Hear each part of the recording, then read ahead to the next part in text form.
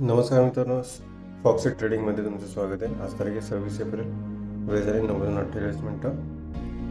Bank निफ्टीमध्ये आज put साईडला आपण काम करणार आहोत.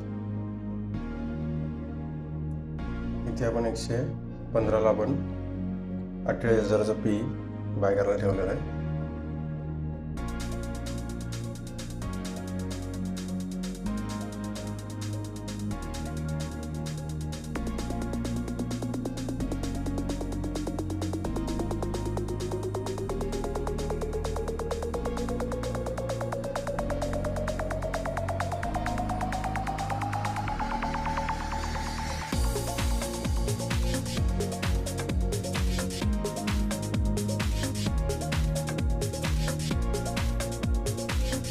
तुम्हाला कसा वाटला हा तुम्ही कमेंट बॉक्समध्ये नक्की कळवा.